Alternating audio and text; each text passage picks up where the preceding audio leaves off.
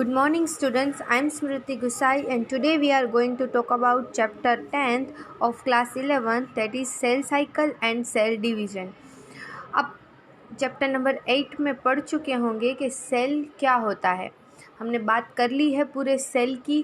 Plant cell होता है, animal cell होता है, उसमें सेल डिवीज़न कैसे होता है, सेल साइकिल पूरी कैसे होती है, वो हम आज डिटेल में देखेंगे। तो सबसे पहले आता है सेल साइकिल और सेल डिवीज़न क्या होता है।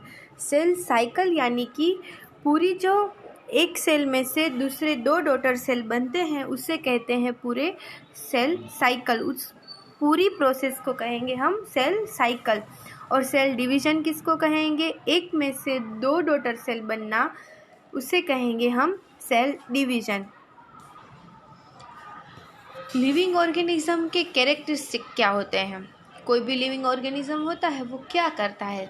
तो रिप्रोडक्शन करता है, ग्रोथ करता है, मेटाबॉलिज्म प्रोसेस होती है, कई सारी ऐसी प्रोसेस होती है, पर हम आज बात करेंगे सिर्फ ग्रोथ और रिप्रोडक्शन के बारे में। Such cycle of growth and division allow a single cell to form structure consisting of million of cells। कई सारे लिविंग ऑर्गेनिजम्स होते हैं, वो एक सेल में से कई सारे मिलियन सेल बनाते हैं। कैसे बनाते हैं? उसका ग्रोथ होता है, फिर डिवीज़न होता है, जाइगोट बनता है, कई ऐसी लंबी प्रोसेस के बाद एक में से दो डॉटर सेल बनते हैं। वहाँ पर क्या होता है? डीएनए रेप्लिकेट होता है। सेल के अंदर क्या होता है? सेल के अंदर डीएनए होता है, डीएनए के अंदर सेल डिवीज़न होता है।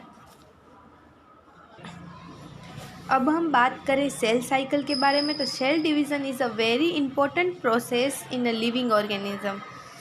उसमें क्या होता है? डीएनए रेप्लिकेशन होता है, सेल ग्रोथ करता है।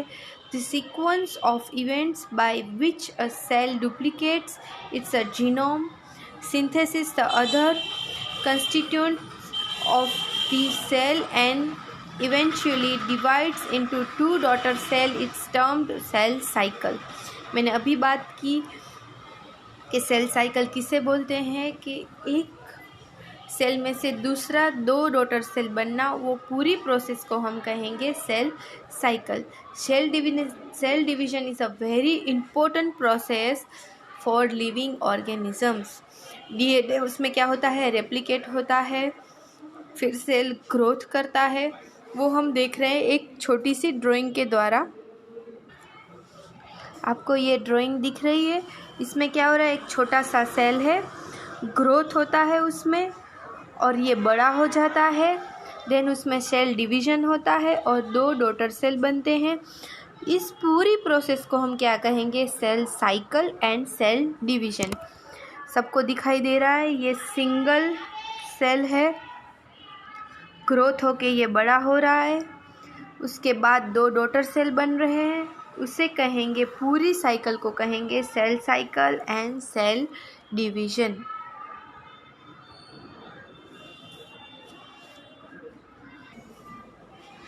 इसमें क्या होता है? डीएनए रेप्लिकेट होता है, उसके जैसा दूसरा डीएनए बनता है और फिर ये अपने डॉटर सेल बनाते हैं, इसे कहते हैं सेल साइकिल। अब हम बात करेंगे phases of cell cycle. These cells divides once in approximately humans 24 hours, yeast 90 minutes, bacteria 20 minutes.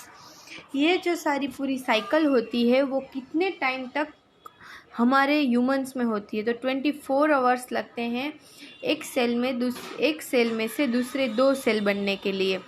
Yeast में 90 मिनट्स लगते हैं, बैक्टीरिया में 20 मिनट्स लगते हैं। इस तरह से सेल साइकिल को पूरे होने में इतना टाइम लगता है। अब हम बात करते हैं किस तरह से सेल साइकिल और सेल डिवीज़न कंप्लीट होता है। उसके कई सारे फेजेस है, बहुत इजी है। आप ध्यान से एक बार अच्छे से समझ लो कि मैं क्या बोल रही हूँ। तो अब शुरुआत करते हैं उसके फेजेस के बारे में। The cell cycle is divide into two basis of phases. सबसे पहला फेज़ है इंट्राफेज और सेकेंड फेज़ है एम फेस यानी कि मिटोसिस फेस। अब मैं बात करूँ आपको कि इंट्राफेस क्या होता है। इंट्राफेस में क्या होता है, सिर्फ और सिर्फ सेल की ग्रोथ होती है, वो डिवीज़न नहीं करता है। इंट्राफेस में ये जो इंट्राफेस और एम फेस होता है, ये पूरी टोटल प्रोसेस है एक सेल में से दूसरे 2 डॉटर सेल बनने के लिए।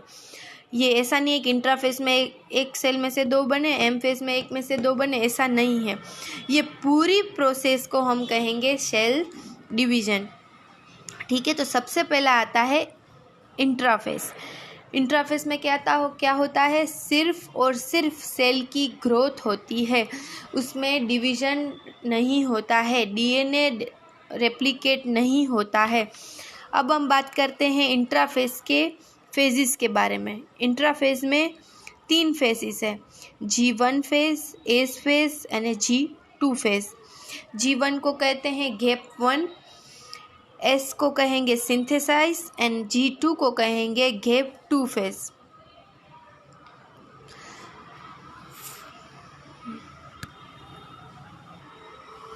फिर आता है एम फेज। एम फेज में क्या होता है,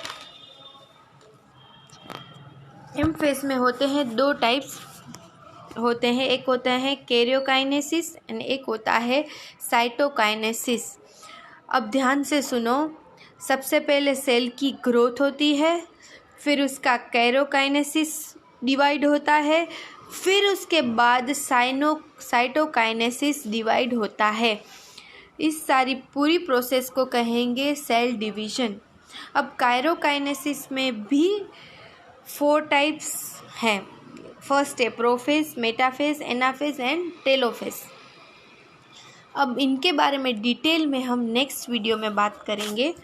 आप ये अच्छे से क्लियर कर लेना कि कोई भी सेल होता है उसको डिवाइड होने में इंट्राफेज और एम फेज दोनों की ज़रूरत पड़ती है।